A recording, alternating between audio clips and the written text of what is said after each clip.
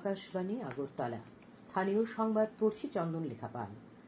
এখনকার বিশেষ বিশেষ খবর হলো, মুখ্যমন্ত্রী অধ্যাপক ডক্টর মানিক সাহা বলেছেন, রাজ্য সরকার বিভিন্ন প্রশিক্ষণের মাধ্যমে স্বসহায়ক দলের মহিলাদের দক্ষতা বৃদ্ধির প্রচেষ্টা চালিয়ে যাচ্ছে। অর্থমন্ত্রী প্রণজিৎ সিংহ রায় বলেছেন, রাজ্যে এখন পর্যন্ত ৮৬% পরিবারকে পরিশ্রুত পানীয় জলের আওতায় আনা হয়েছে। প্রধানমন্ত্রী নরেন্দ্র মোদী আত্মবিশ্বাস ব্যক্ত করেছেন যে ভারত বিশ্ব পর্যায়ে প্রতিযোগিতার জন্য সম্পূর্ণ প্রস্তুত এবং আত্মবিশ্বাস ও সিদ্ধান্তমূলক নীতিগত সংস্কারের মাধ্যমে তৃতীয় বৃহত্তম অর্থনীতিতে পরিণত হওয়ার দিকে এগিয়ে চলেছে। কৈলাসহরে আয়োজিত জেনারেল পদ্মজং স্মৃতি আমন্ত্রণমূলক ফুটবল টুর্নামেন্টে আজকের খেলায় ত্রিপুরা পুলিশ জয়লাভ করেছে। এবারে সংবাদ বিস্তারিত। মুখ্যমন্ত্রী অধ্যাপক ডক্টর মানিক সাহা বলেছেন, রাজ্য সরকার বিভিন্ন প্রশিক্ষণের মাধ্যমে স্বসহায়ক দলের মহিলাদের দক্ষতা বৃদ্ধির প্রচেষ্টা চালিয়ে যাচ্ছে। আজ বিশ্রামগঞ্জ মিনি স্টেডিয়ামে 3 দিন ব্যাপী তৃতীয় সিপাহীজলা জেলাভিত্তিক সরস মেলার উদ্বোধন করেন তিনি বলেন, বর্তমানে সারা দেশে ত্রিপুরার স্বসহায়ক দলের মহিলাদের উৎপাদিত পণ্য সামগ্রীর চাহিদা বাড়ছে।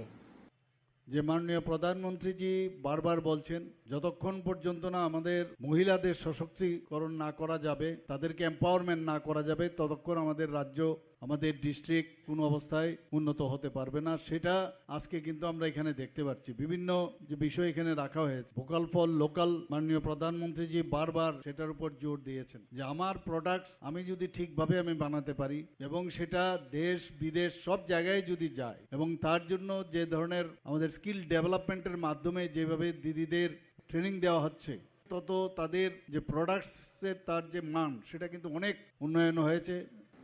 অনুষ্ঠানে উপস্থিত ছিলেন সিপাহীজলা জিলা পরিষদের সভাধিনেত্রী সুপ্রিয়া দাস দত্ত, বিধায়ক অন্তরা সরকার দেব, এমডিসি পদ্মজং ত্রিপুরা, জেলা শাসক doctor Siddharth Sit Jaiswal, police super Bijay Dev Barma প্রমুখ। 3 দিনের এই সরস মেলায় জেলার অন্তর্গত বিভিন্ন স্বসহায়ক দলের মহিলারা তাদের উৎপাদিত পণ্য সামগ্রীর স্টল খুলেছেন। রাজ্য বহির্রাজ্যের শিল্পীরা প্রতিদিন সন্ধ্যায় পরিবেশন করছেন তাদের সাংস্কৃতিক উপস্থাপনা।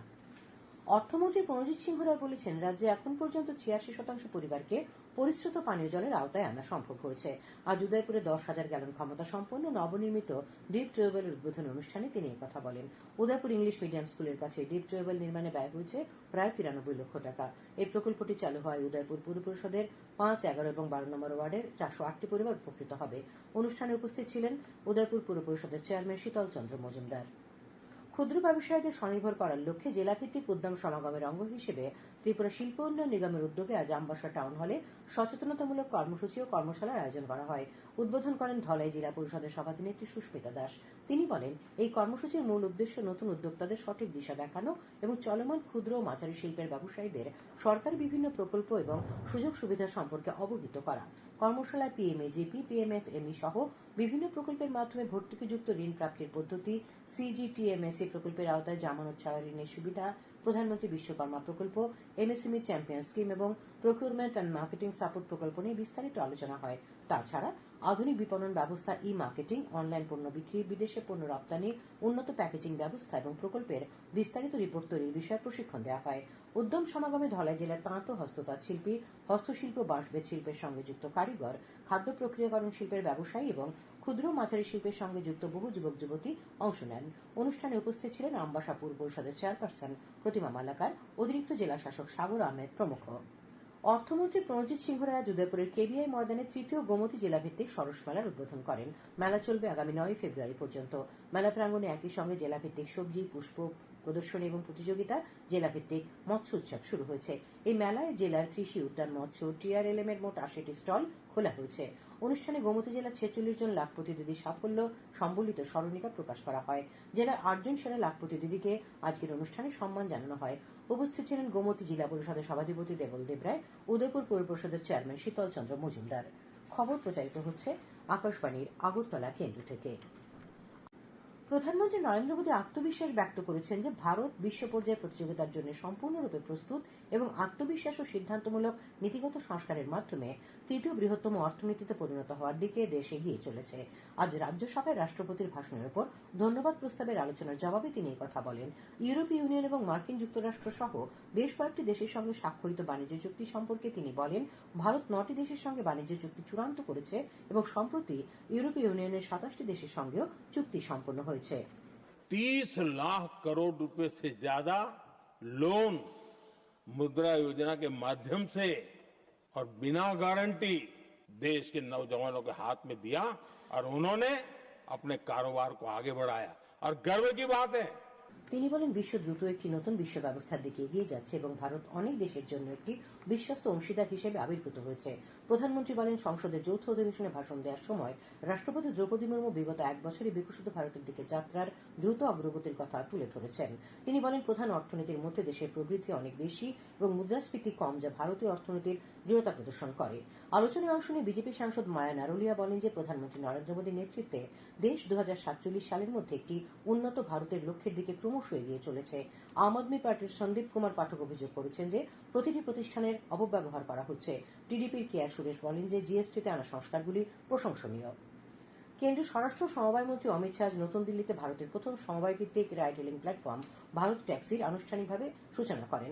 ভারত ট্যাক্সি হল ভারতের প্রথম সমবায় নেতৃত্বাধীন রাইড হেলিং প্ল্যাটফর্ম, যা বহু রাজ্য সমবায় সমিতি আইন 2002 এর অধীনে নিবন্ধিত। এ উপলক্ষে আয়োজিত সমাবেশে শ্রী শাহ বলেন যে সরকার ট্যাক্সি পরিষেবা ক্ষেত্রে প্রবেশ করছে না, বরং সমবায় ক্ষেত্রগুলি এই ক্ষেত্রে পদক্ষেপ নিচ্ছে। তিনি বলেন সমবায় ট্যাক্সি পরিষেবা চালকদের সহায়তা করবে, তাদের আয় বৃদ্ধি করবে এবং তাদের সমৃদ্ধি আনবে। তিনি বলেন যে ভারত ট্যাক্সি চালকদের উপার্জিত ভাড়ার থেকে কোনো কমিশন নেবে না। প্রধানমন্ত্রী নরেন্দ্র মোদী শিক্ষামন্ত্রী ধর্মেন্দ্র প্রধানের লেখা পরীক্ষা পে চর্চা শীর্ষক একটি প্রবন্ধ সামাজিক মাধ্যমে শেয়ার করেছেন। সামাজিক মাধ্যমে প্রধানমন্ত্রী বলেছেন যে প্রবন্ধটি ব্যাখ্যা করে কিভাবে এই উদ্যোগটি জন আন্দোলনে পরিণত হয়েছে এবং ভারতের শিক্ষা যাত্রায় গুরুত্বপূর্ণ পরিবর্তন এনেছে।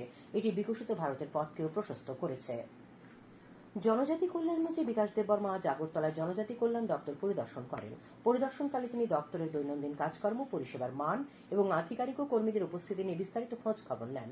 তিনি দপ্তরের সামগ্রিক ব্যবস্থাপনা ও পরিষেবার মান নিয়ে সন্তোষ প্রকাশ করেন। পরিসংখ্যান দপ্তরের মন্ত্রী বিকাশ দেববর্মা বলেছেন রাজ্যের সর্বত্র কেন্দ্রীয় সরকারের বিভিন্ন প্রকল্প সাফল্যের সঙ্গে রূপায়িত হচ্ছে। আজ আগরতলার প্রজ্ঞা ভবনে আয়োজিত দুদিনব্যাপী শিল্প উৎপাদন সূচক জাতীয় স্তরের কর্মশালার উদ্বোধন করে তিনি কথা বলেন। তিনি বলেন শিল্প উৎপাদক সূচক জাতীয় কর্মশালা আগামী 2047 সালের মধ্যে বিকশিত ভারত গড়ার লক্ষ্য বাস্তবায়িত করার জন্য গুরুত্বপূর্ণ।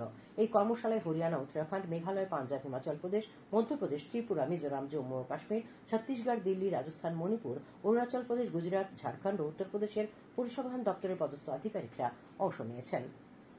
বিজেপি খোয়াই জেলা কার্যালয়ে আজ এক সাংবাদিক সম্মেলনে খোয়াই জেলা পরিষদের সভাধিনেত্রী অপর্ণা সিংহ রায় কেন্দ্রীয় বাজেট 2026-27 প্রশংসা করে বিস্তারিত বক্তব্য রাখেন। তিনি বলেন এই বাজেটে সবুজ শক্তি, জলবায়ু সহনশীল উন্নয়ন ও পরিবেশ বান্ধব অর্থনীতির উপর বিশেষ গুরুত্ব দেওয়া হয়েছে। ভারত গণতান্ত্রিক নারী সমিতির উদ্যোগে আজ আগরতলা শহরে বিক্ষোভ মিছিল ও সভার আয়োজন করা হয়। সভায় প্রাক্তন সাংসদ ঝর্ণা দাস পাল বৈদ্য 2026-2027 অর্থ বছরের কেন্দ্রীয় বাজেটকে জনবিরোধী বলে আখ্যা দেন। খেলার খবর। কৈলাসহর কলেজ স্টেডিয়ামে আয়োজিত জেনারেল পদ্মজং স্মৃতি আমন্ত্রণমূলক ফুটবল টুর্নামেন্টের আজকের খেলায় ত্রিপুরা পুলিশ জয়লাভ করেছে। তারা 3-0 গোলের ব্যবধানে আসাম পুলিশ দলকে পরাজিত করে। আজকের খেলায় ম্যান অব দ্য ম্যাচ নির্বাচিত হয়েছেন ত্রিপুরা পুলিশ দলের রিচার্ড ত্রিপুরা। আবহাওয়া। আগামীকাল আকাশ আংশিক মেঘাচ্ছন্ন থাকবে, সকালে হালকা কুয়াশা পড়ার সম্ভাবনা রয়েছে। আজ দিনের সর্বোচ্চ তাপমাত্রা ছিল 28.4 ডিগ্রি সেলসিয়াস এবং সর্বনিম্ন 13.2 ডিগ্রি সেলসিয়াস। আগামীকাল দিনের সর্বোচ্চ তাপমাত্রা 28 ডিগ্রি সেলসিয়াস এবং সর্বনিম্ন 13 ডিগ্রি সেলসিয়াসের কাছাকাছি থাকবে। শেষ করার আগে খবরের বিশেষ অংশগুলি আরেকবার। মুখ্যমন্ত্রী অধ্যাপক ডক্টর মানিক সাহা বলেছেন রাজ্য সরকার বিভিন্ন প্রশিক্ষণের মাধ্যমে স্বসহায়ক দলের মহিলাদের দক্ষতা বৃদ্ধির প্রচেষ্টা চালিয়ে যাচ্ছে।